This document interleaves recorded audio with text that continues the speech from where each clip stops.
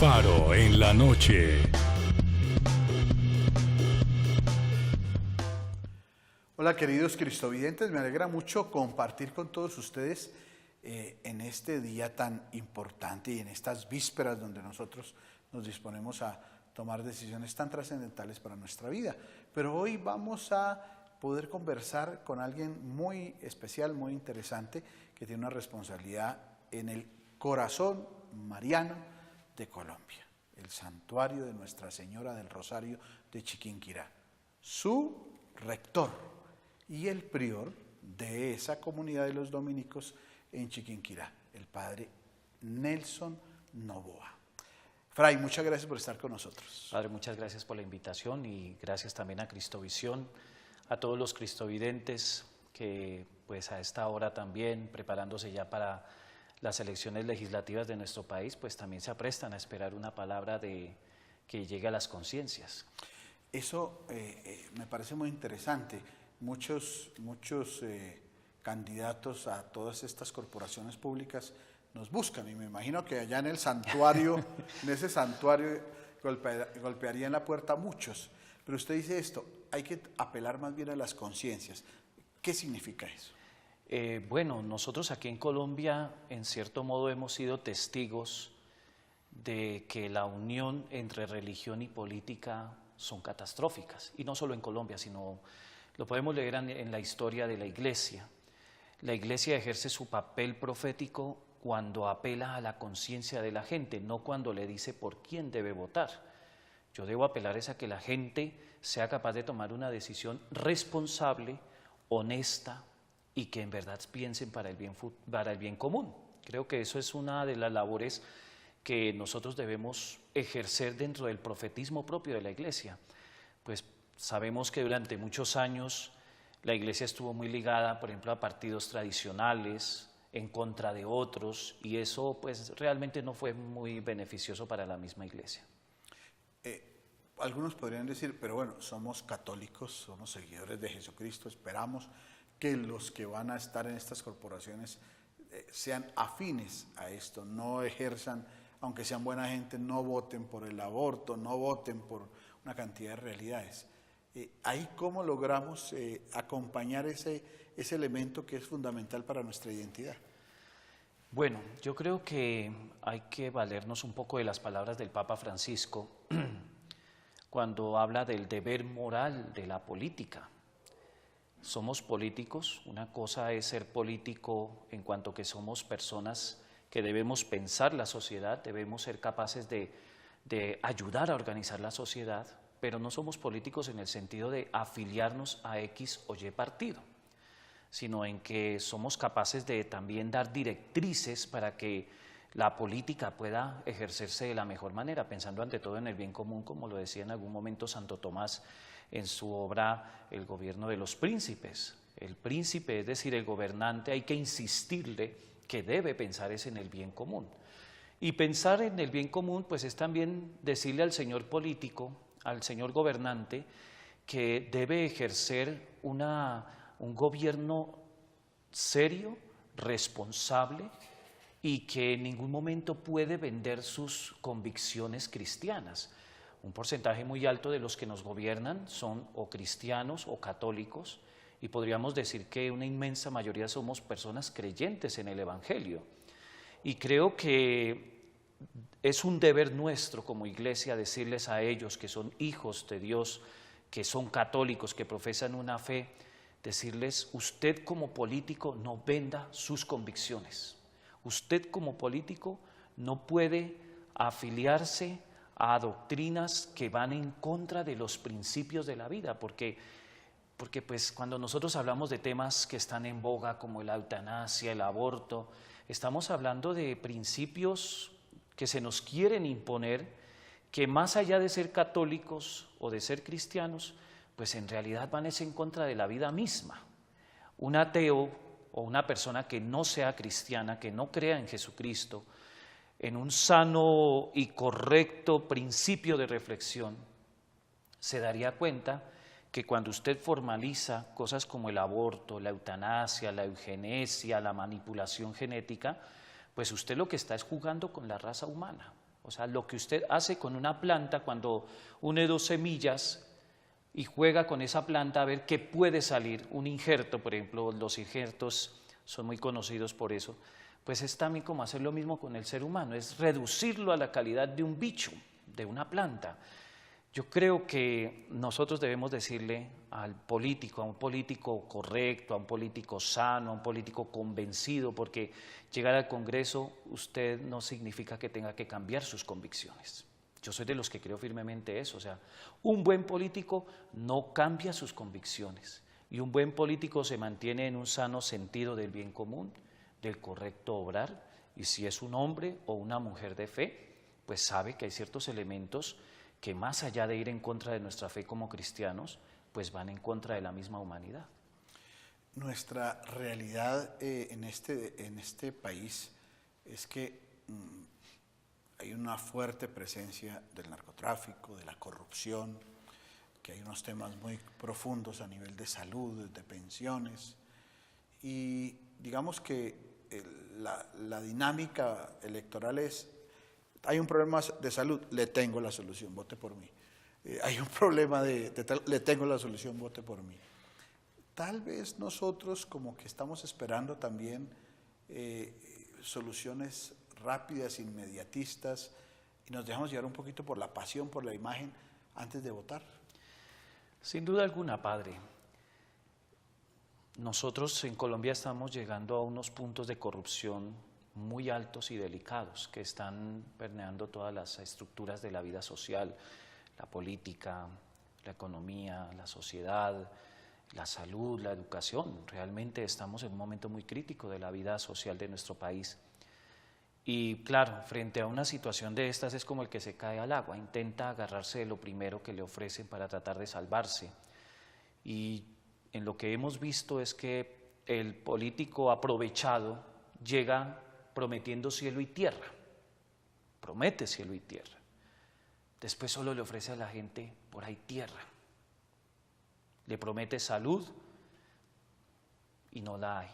Entonces, pues es normal, yo pienso que la gente está esperando que se resuelvan muchas cosas en el país, una situación económica cada día más difícil que está tomando del cuello a las clases media y baja, una situación de corrupción que prácticamente tiene al Estado en jaque, una situación pues de la educación misma que pues prácticamente está dañando la misma sociedad. Y pues lo que pasa es que si nosotros no somos capaces de apelar un poquito también a la conciencia de la gente de que usted debe votar es por una persona que antes de ser político ya trabajaba por la comunidad. Yo creo que ese es un principio sano. Vote por una persona, no porque venga de casta rancia, sino por una persona que antes de ser político, antes de estar metido en todas estas corporaciones públicas, pues ya era una persona que trabajaba por la comunidad, era una persona que se interesaba por el bien común, que pensaba en los más necesitados. Creo que ese es un buen criterio, porque pues nosotros acá nos acostumbramos fue a la típica clase política. Entonces yo debo votar por usted porque usted es hijo de tal persona, pero no voto por sus ideas, no voto porque sea un buen político, no voto porque sea una persona propositiva, sino termino votando simplemente porque usted es de la línea de tal, porque usted es hijo de tal, porque es de la familia tal. Y pues miren los grandes errores que se han ido cometiendo en el país por pensar de una manera tan simple el tema de un voto. La situación de los países vecinos, Venezuela, va a generar también una conciencia de que no queremos que Colombia sea otro Venezuela, o no queremos situaciones como las de Cuba. Eso nos pone en una posición diferente. Usted ve que la Iglesia en eso tiene que tomar conciencia de eso, o que el votante tiene que decidir también con ese tema, o le parece que ese es un tema más bien como una cortina de humo. Pues es un tema muy complicado. La verdad es un tema muy complicado porque nosotros estamos viendo toda esa situación tan difícil de Venezuela. Hemos visto, pues, para nuestro siglo el gran fracaso del comunismo o del socialismo. Lo hemos visto, la caída de la misma Unión Soviética que enarbolaba todos los ideales comunistas. Pero por otro lado también estamos viendo los desastres que está provocando el liberalismo capitalista. Estamos viendo unos desastres garrafales. Esta mañana pues hablábamos con alguien de que si usted es castrochavista o no sé qué, o de izquierda, el Estado le quita lo que tiene, pero si usted es de derecha, se lo quita a los bancos. Sí, es una realidad, ¿no? Es muy difícil. Yo pienso que la situación de Venezuela tiene que convertirse por un lado en un espejo, pero por otro lado tampoco ser tan dramáticos de pensar que vamos a llegar a lo mismo. Yo creo que en Colombia tenemos que aprender de ciertas cosas que están pasando a nuestro alrededor, ¿no? Debemos aprender, o sea, el político que insista en llevar un régimen como el de Chávez o como el de Castro o como el de Maduro, pues debe entender que esto ya fracasó, que esto ya tuvo como su momento de desastre. Pero por otro lado, el político que también quiere enarbolar el capitalismo salvaje, el liberalismo abusivo, pues debe entender que, hombre, que también eso acaba y destruye la sociedad. No sabría cómo pensar algo intermedio o algo que ayude, por ejemplo, a que la sociedad pueda mejorar, ¿no? Muchos politólogos, filósofos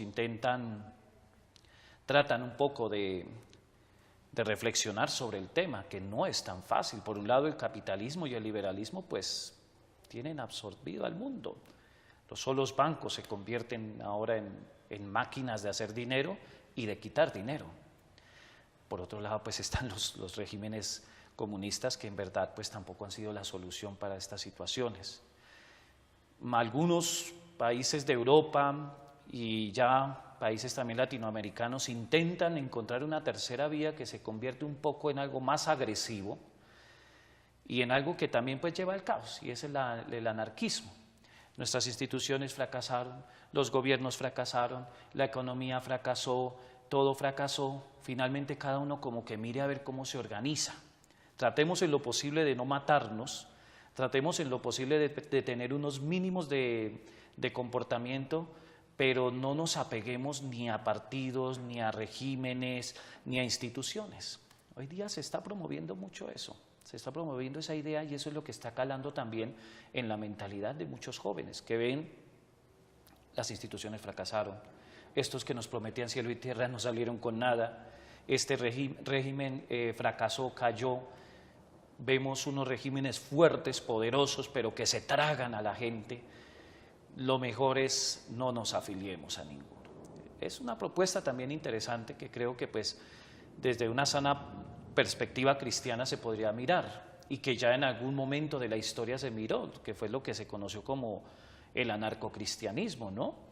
Cómo pensar una sociedad donde no necesitemos instituciones, donde no necesitemos un gobierno que nos esté vigilando e imponiéndonos leyes, donde no necesitemos unas fuerzas militares que tengan que estar, como decimos vulgarmente, a la pata para que usted se porte bien. Y pues esto es más que todo una apelación a la conciencia. O sea, si yo tengo claro en mi conciencia moral que debo portarme bien, yo no tengo por qué estar temiendo lo que me van a hacer los otros. Y bueno, eso es lo que en últimas, pues nosotros como cristianos y como católicos queremos proponerle a la gente, ¿no? La conciencia moral. Hacemos una pausa y seguimos en Faro en la Noche. Y eso es también parte de la vida cristiana. La vida cristiana es que yo aprenda a escucharle al otro, así yo no esté de acuerdo, pero que yo lo escuche a usted con respeto. Entonces nuestros capítulos intentan ser eso, que yo aprenda a dialogar con usted de ideas. Ya regresamos con Faro en la Noche. Fray Nelson, ¿usted lleva ya cuánto en la Basílica? Bueno, yo fui elegido prior del convento por la comunidad el 13 de octubre de 2016 y me posesioné el 29 de octubre. Y con el oficio de prior, que es más que todo pues un servicio a la comunidad, de animar la vida comunitaria, pues en este convento de manera especial viene también el oficio de rector del santuario. Para los cristovidentes, el tema del prior, el tema del fray, son cosas muy propias de la vida comunitaria de los religiosos. Sí, para de pronto los que no lo saben, la palabra fray significa hermano, viene del frater latino, significa hermanos. En nuestra comunidad todos somos frailes, algunos frailes somos ordenados sacerdotes, otros no. Y el prior significa el primero entre iguales, el prior es el que anima la vida comunitaria. No tenemos la estructura tanto del superior, que es el que manda. Nosotros somos una institución democrática, somos la primera institución democrática de la Iglesia y pues prácticamente de Occidente. Y pues para nosotros las decisiones siempre son colegiadas y el prior es el que ejecuta las decisiones de la comunidad. Qué interesante. O sea, esto que usted dice que es la primera institución democrática, Sí, señor. es que solo las decisiones se toman a nivel de voto, la mitad más uno. La mitad más uno, mayoría absoluta. Bueno, tenemos también en nuestras constituciones ciertos elementos para definirlo, dependiendo de las situaciones. Desde el general, digamos, desde el general, el que hace el servicio a nivel de todo el mundo. El también. maestro de la orden, sí, señor. Se llama maestro de la El orden. maestro de la orden, que en estos momentos es Fray Bruno Cadoré, es elegido por el voto de los frailes del capítulo general, y para nosotros la instancia superior de un convento, de la provincia o de la orden, pues es el capítulo, es decir, la reunión de todos los frailes. Y ese capítulo es que se reúnen todos a nivel de Colombia, a nivel Del convento y a nivel de la orden. Y ese es en el como mundo. lo máximo. Sí, señor. O sea, ahí, las decisiones que se toman ahí, esas son, punto. Sí, señor, exactamente. Y en esos capítulos que son, me imagino que a puerta cerrada, también hay así como que no estoy de acuerdo, que sí estoy de acuerdo, que 50 dijeron que sí, 50 dijeron que no, o hay tensiones. Lo interesante es que las decisiones que nosotros tomamos pues son decisiones colegiadas, pero obviamente se abre el espacio del diálogo, de la controversia, del desacuerdo, porque pues la democracia tiene esos elementos, ¿sí? Y eso es también parte de la vida cristiana. La vida cristiana es que yo aprenda a escucharle al otro, así yo no esté de acuerdo, pero que yo lo escuche a usted con respeto. Entonces nuestros capítulos intentan ser eso, que yo aprenda a dialogar con usted de ideas, que yo dialogue con razones, no simplemente por apasionamiento, porque es que a mí me parece y yo quiero imponer. No, realmente no. Nosotros intentamos, obviamente con las falencias como seres humanos que tenemos, de hacer un diálogo constructivo, sobre todo de escucharnos y de tomar decisiones, que es la parte a veces como difícil, pero es un escenario muy interesante, sobre todo de escucha. Bueno, aplicándolo a las elecciones, ya que esta es la primera institución democrática, digamos, la de los padres dominicos, para llegar a consensos tienen que hacer negociaciones, o cómo logran unos consensos. Hacer un lobby. Hacer lobby, hacen todo lo demás. Pues bueno, somos instituciones humanas, no voy a decir que, eso no pasa, puede ser que suceda en algún momento, pero si hay algo que nosotros siempre apelamos es a la buena conciencia, ¿sí? A que evitar triquiñuelas, evitar este tipo de cosas que terminan desgastando realmente la democracia. O sea, lo que desgasta la democracia es tanta maña, ¿sí? Y eso lo vemos en el país. O sea, ¿qué es lo que ha desgastado nuestra democracia, que era una de las democracias más estables y más bonitas de Latinoamérica, con todas las deficiencias que pudiéramos tener? La ha desgastado ese tema del lobby, ese tema de las negociaciones debajo de mesa, ese tema de simplemente yo asumo este puesto o usted yo lo subo porque es mi amigo, porque es esto. Eso daña la democracia. Y al dañarse la democracia, pues se daña la capacidad que tenemos de elegir, se daña la capacidad que tenemos de dialogar, se va dañando la capacidad que tenemos también de no estar de acuerdo con otros. Obviamente, yo como le digo, no niego que en algún momento pueda ocurrir en la comunidad, pero siempre tratamos de apelar a que la construcción que nosotros hacemos de nuestras decisiones se haga dentro del capítulo, no fuera de él.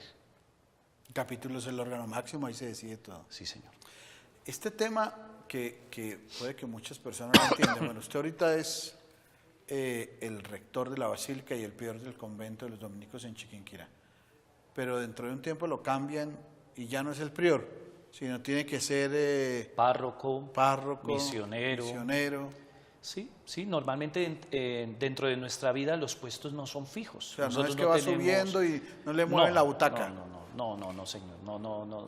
Dentro de nosotros el funcionamiento es diferente. Ajá. O sea, por ejemplo, yo he estado trabajando en la universidad, pero mi vida más que todo se ha desarrollado en la misión y en las parroquias. Ahora estoy de prior, pero cuando termine mi oficio en 2 años, pues a donde me mande el provincial. Está claro, o sea, termina mi oficio en 2 años. Sí, claro, yo ya no tengo aspiración de que voy a subir. Para nosotros eso pues no, porque los puestos para nosotros se cambian. O sea, El que es se ahorita rotan. provincial, mañana puede ser Exactamente. dedicado a una misión, a una parroquia, no pasa nada. Eso no pasa nada. ¿Cómo se forma esa cultura? Porque en nuestro país eso es complejo, ¿no? ¿Cómo se logra correr la butaca sin generar traumatismo? Pues teniendo claro que nosotros tenemos unas constituciones y una tradición como muy propia, ¿sí? Nosotros no vamos escalando, o sea, de pronto algunos lo entenderán así, vuelvo y digo, somos una institución humana, cometemos los mismos errores que se pueden cometer dentro de una democracia. Pero para nosotros es claro que si yo estoy en estos momentos sirviendo a la comunidad, porque lo mío es un servicio, no es un privilegio, es un servicio que yo le hago a la comunidad. Si yo le estoy sirviendo como prior, pues de aquí a mañana yo voy a servir es como párroco, voy a servir en una casa de misión, o voy a servir en la docencia en la universidad, o voy a servir de pronto en otro tipo de oficio, ¿no? Eso, a ver, eso va entrando a veces como por inercia, ¿sí? Va entrando poco a poco y se va metiendo y se va colando ahí en la mentalidad de los frailes. Vuelvo y digo, somos una institución humana, ¿no? Y pues también podemos llegar a tener los mismos vicios de la democracia civil, pero pues en lo posible siempre tratamos de ser personas que ante todo nuestro referente moral no es la constitución política, sino la vida del Señor Jesucristo. Cuando llegan al límite de edad, ¿cuál es el límite de edad de un fraile? O sea, ¿hay algún límite que dice, ya ahora sí vaya hacia una casa de descanso, de reposo, tienen casas, o cómo es el tema? Pues padre, le cuento que nosotros en nuestro convento de Chiquinquirá tenemos un padre de 88 años que sigue ejerciendo su ministerio sacerdotal con todo el amor, confiesa, celebra, ayuda, es la alegría de nuestro convento. Para nosotros eso de que se retiró no existe, no existe. Incluso nosotros no tenemos casas para frailes mayores. Normalmente los frailes mayores están en conventos, donde son muy bien cuidados, pues, pero los que pueden y siguen trabajando, se aprovecha toda esa sabiduría que tienen. Este tema es muy, muy interesante y muy lindo. O sea, obviamente ya una persona que tiene 80 y pico de años no va a estar encargado de una tarea de dirección, pero sigue trabajando y sigue tratándose como parte de la comunidad, no está excluido ni arrinconado. No, para nada, padre. Para nosotros es muy importante los mayores. Primero por su sabiduría y segundo porque en la comunidad el mayor tiene peso. El mayor también significa autoridad y se le respeta y se le quiere y se le cuida. O sea, usted es el prior, pero si el padre 88 le dice, oiga, en esto usted no sé qué, usted le escucha. Claro. Yo normalmente trato pues cuando tengo dudas en alguna situación de aconsejarme con los padres mayores. Tengo un consejo de hermanos, pero hay situaciones que de pronto las consulto ya con ellos, porque son personas que ya tienen una experiencia y un bagaje a nivel de la vida de la orden muy interesante que uno tiene que aprovechar si quiere ejercer muy bien su oficio. Hoy día los jóvenes les interesa a nivel vocacional ser dominico, o es complejo el tema con las vocaciones en este momento de la historia. Bueno, nosotros tenemos una bendición muy grande y de verdad el Señor nos bendice, el Señor pues nos sigue bendiciendo con vocaciones. Realmente tenemos grupos pues grandes de jóvenes que se acercan a nuestros conventos, que piden una experiencia, que piden ingresar. Tenemos la crisis también que hay en todas las comunidades y prácticamente a nivel de la iglesia, porque pues llegan muchos, pero por el camino algunos se retiran, pero pues son personas que salen ya muy agradecidas porque se les formó en la orden. Si hay algo maravilloso es que en la orden se nos forma en una perspectiva de vida, una actitud de vida. Y muchos de ellos se retiran porque tal vez de pronto el estilo de vida conventual pues no era lo que ellos esperaban, porque tal vez de pronto quieren una vocación más del matrimonio. Yo soy padrino de un compañero mío que él se casó y tiene su familia preciosa, unos hijos maravillosos, una mujer con la que se aman, se quieren. ¿Pero y él llegó a dice, ser sacerdote? No. No, él no alcanzó a llegar a ser sacerdote. Pero pues yo creo que llega gente que tal vez no se quedan viviendo en un convento, pero siguen siendo dominicos en su vida matrimonial. Siguen, me llama la atención que uno de los grandes, digamos, representantes que hemos tenido en la universidad, él se retira de fraile y tiene su familia, y la familia la organiza como un convento. ¿De verdad? Sí, democrático, en la que todos tienen que ser responsables con la vida de todos. Es una experiencia muy interesante. Sí. ¿Ustedes tienen como a ciertas comunidades la tercera orden? ¿Hay algo así para los laicos o algo? Sí, claro. ¿Se llama tercera orden o cómo? Sí, se llama tercera orden o dominicos laicos. Todo hace parte de la familia dominicana que está integrada pues, por los frailes, las monjas de clausura. Nosotros aquí en Colombia tenemos 4 monasterios en Ocaña, aquí en Madrid, Duitama y Sogamoso, de monjas dedicadas a la vida de oración y penitencia. Tenemos también las hermanas de vida activa, dominicas de vida activa, están las dominicas de la presentación, las dominicas nazarenas, las de Betania, las de Granada, son muchas comunidades que ejercen un apostolado mucho más a nivel sobre todo de la educación, de las misiones populares. Tenemos los laicos, el grupo de laicos, que pues ellos desde su vida, sea como profesionales o en su familia, pues también van imprimiendo poco a poco su carisma dominicano, y dentro de ese gran laicado que tenemos, pues hay como varios elementos. El primero es el movimiento juvenil dominicano.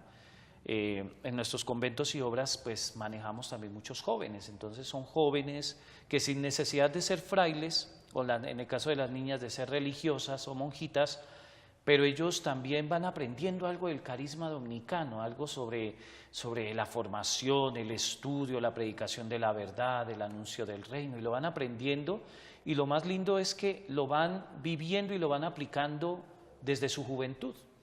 Tenemos el voluntariado dominicano también, que son profesionales más que todo, que ofrecen tiempos de trabajo en misiones exigentes. También pues en la orden cuenta con los sacerdotes asociados, que pues en su mayoría son diocesanos, que también comparten con nosotros muchos elementos de la vida, de nuestra vida dominicana. Eso he escuchado yo en algunas comunidades, sacerdotes diocesanos que son asociados, o sea, tienen como una sintonía con los dominicos sin ser dominicos. Exactamente. Algunos de ellos, después de cierto tiempo, deciden ser frailes, toman el hábito. Otros, desde su vida en su parroquia o en la misión que tengan, siguen manteniendo una relación con nosotros de formación, de estudio, de un cierto pues, nivel de vida comunitaria. Estamos con Fray Nelson y entonces, después de esta pausa, vamos a hablar de algo que a usted le va a interesar mucho, y es que tenemos una fiesta muy importante en este año, los 100 años de la celebración de la coronación de la Virgen de Chiquinquirá. Ya volvemos.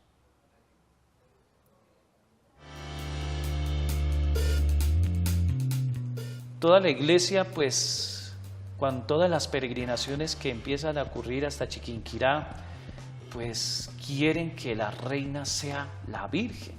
Yo creo que también esto es una protesta, es un grito de un pueblo que acaba de ver cómo una guerra le arrancó un pedazo. Estamos no muy lejos de esa guerra en la que se pierde Panamá, por ejemplo, una guerra civil constante, y el pueblo dice, basta, ya nosotros no queremos esos reyes, esos que les gusta armar guerras, que les gusta armar violencias, que les gusta esto. Nosotros queremos una reina que nos cuida, que nos ama y que nos muestra al Salvador.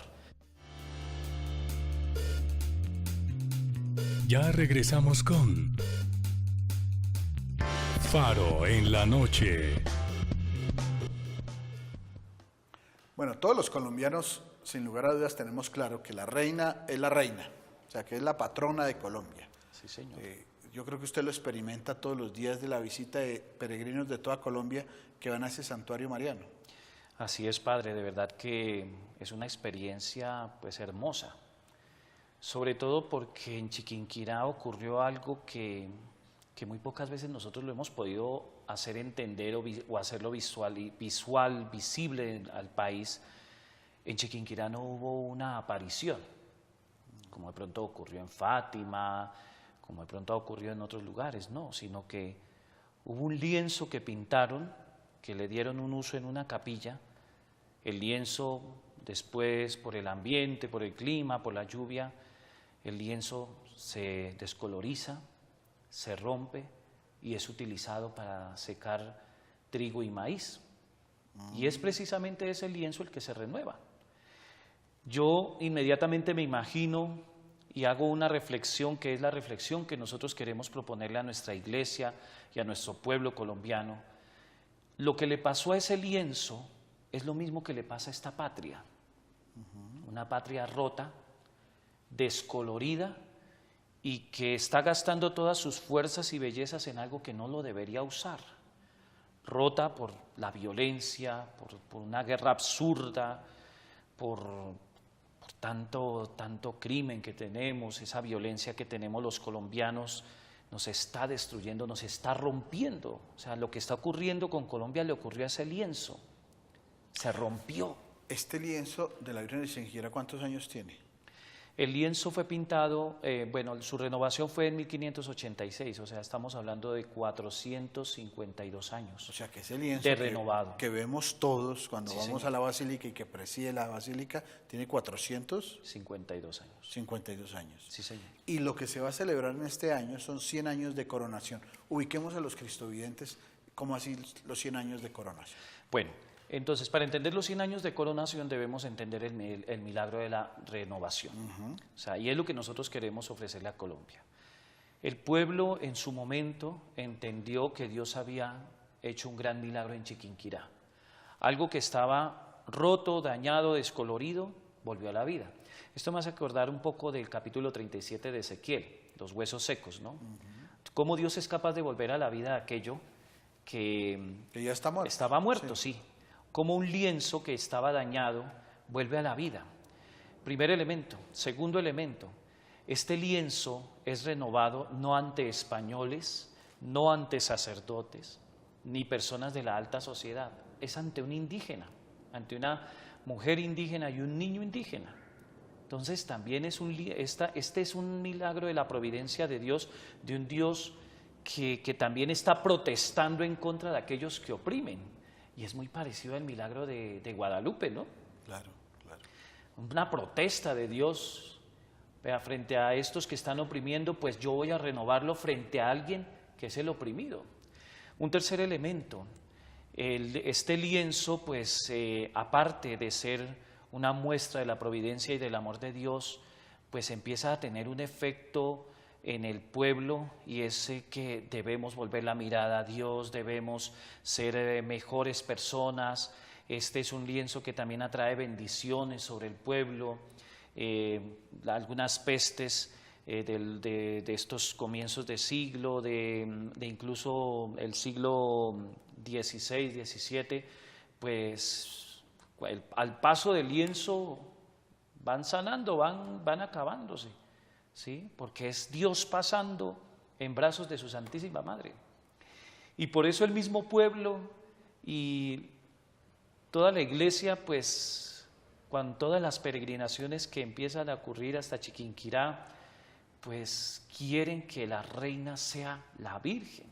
Yo creo que también esto es una protesta, es un grito de un pueblo que acaba de ver cómo una guerra le arrancó un pedazo. Estamos no muy lejos de esa guerra en la que se pierde Panamá, por ejemplo, una guerra civil constante, y el pueblo dice, basta, ya nosotros no queremos esos reyes, esos que les gusta armar guerras, que les gusta armar violencias, que les gusta esto. Nosotros queremos una reina que nos cuida, que nos ama y que nos muestra al Salvador.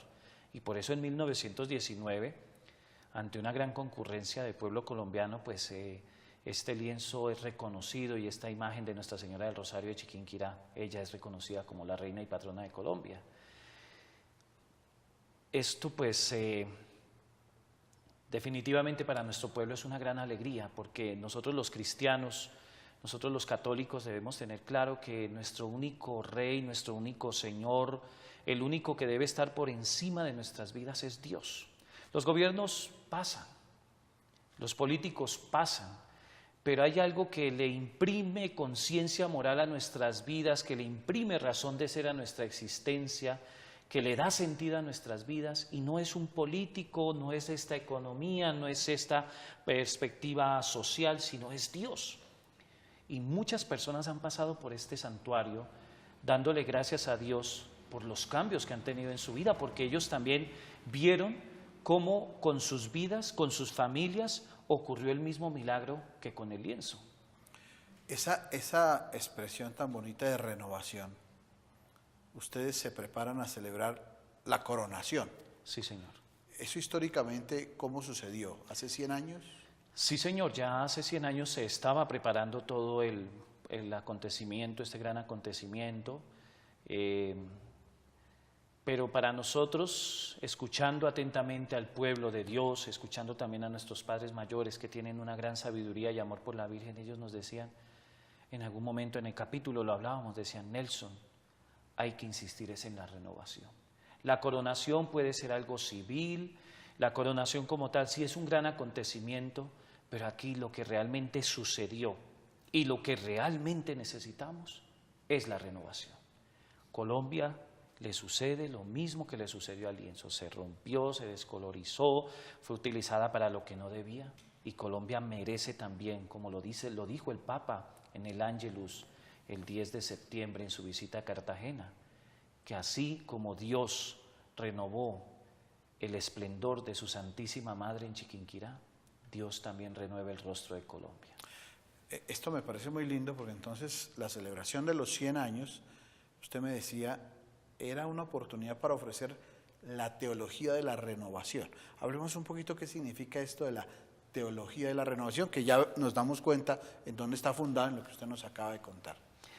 Sí, en el diálogo que hemos sostenido con algunos pastores de nuestra iglesia, pues nosotros les decíamos, el acontecimiento como tal de la coronación es importante, claro que sí, pero hay algo todavía más grande, y es lo que sucedió con el lienzo, lo cual Dios también lo puede hacer con la vida de las personas. Dios puede renovar las vidas de las personas, Dios puede renovar mi familia, puede renovar nuestro país. ¿Qué es hacer una teología de la renovación? Es reconocer que ante todo la vida humana está siempre con una tendencia a la destrucción, y yo creo que lo podemos observar más que nunca ahora.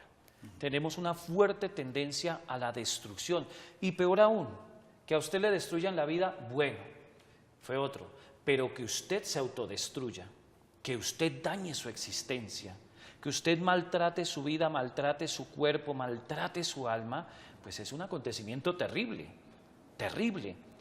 Y nosotros al observar todo esto, al mirar miles de peregrinos que llegan con sus vidas destrozadas al santuario, y después de la Eucaristía, después de su oración, después de la confesión, regresan con sus vidas sanadas, o por lo menos con el deseo de restaurar sus vidas, pues nosotros inmediatamente decimos, aquí pasa algo, aquí pasa algo.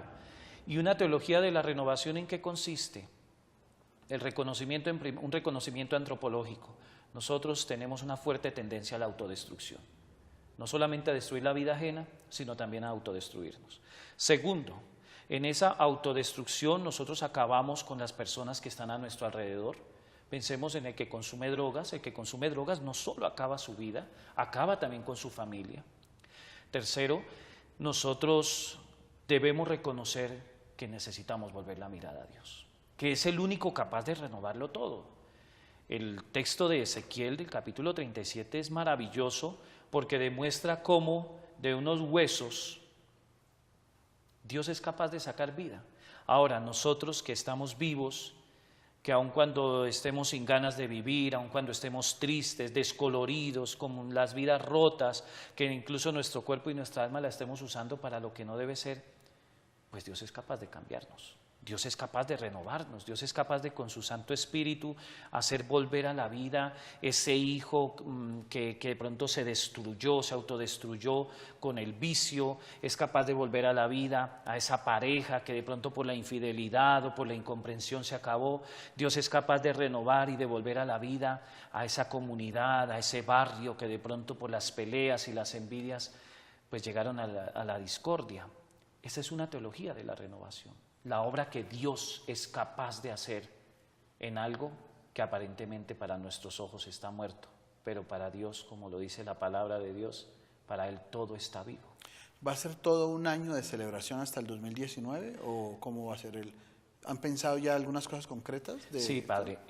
Nosotros hemos ido organizando con un equipo de comunicaciones de la Basílica pues una serie de eventos con el fin de recordarle a Colombia que tiene una reina que le muestra al Señor Jesucristo, único Salvador, que hay un santuario que es la casa de los colombianos, que ahí hay una madre amorosa que escucha, que dirige esas oraciones, que las toma con su amor, que las lleva al Padre Dios. Nosotros queremos recordarle a nuestro pueblo colombiano que hay que volver a Dios. Eso es lo que queremos decirles. Hay que volver a Dios de la mano de María, hay que volver a Jesucristo, hay que mirar el Hijo que ella lleva en sus manos, que es el Señor. Y pues desde el 9 de julio de este año tendremos el comienzo pues de celebraciones, de eventos, congresos. Tendremos el Congreso Mariano el próximo año. Tendremos eventos deportivos alusivos al centenario. Vamos a tener pues también exposiciones artísticas aquí en Bogotá y reuniones masivas también. Si alguien quisiera decir, oiga, yo quiero conocer más acerca de estas actividades que van a realizar en torno a la celebración de la coronación de la Virgen y de la renovación, ¿hay alguna página web, algún teléfono, alguna información? Sí, señor. Nosotros pues estamos ya disponiendo todo un material. Los señores obispos en sus diócesis también van a tener un material alusivo cada 9 del mes correspondiente. La idea es que el 9 de cada mes vamos a tratar de tener una actividad, vamos a tener un evento. ¿Y por qué el 9? Porque el 9 se celebra la fiesta de la coronación. Es el 9. ¿Fue 9 de julio de 1919?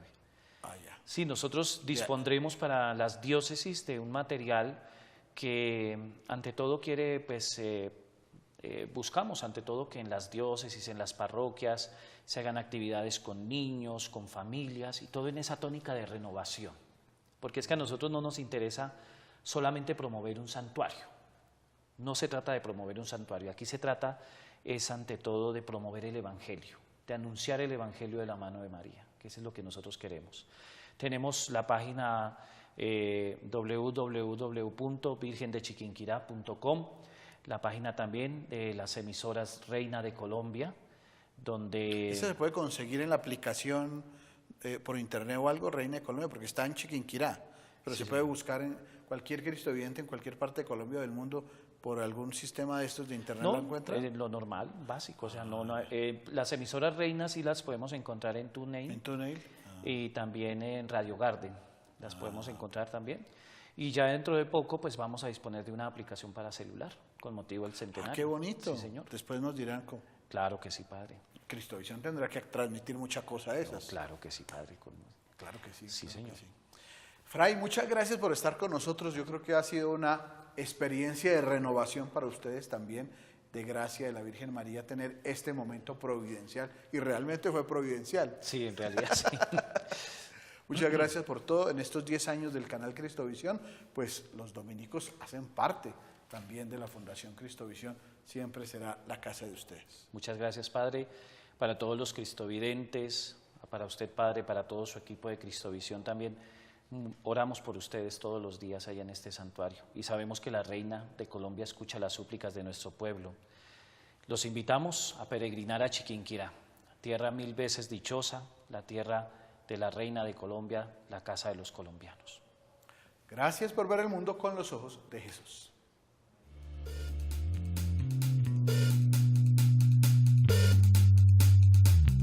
Faro en la noche.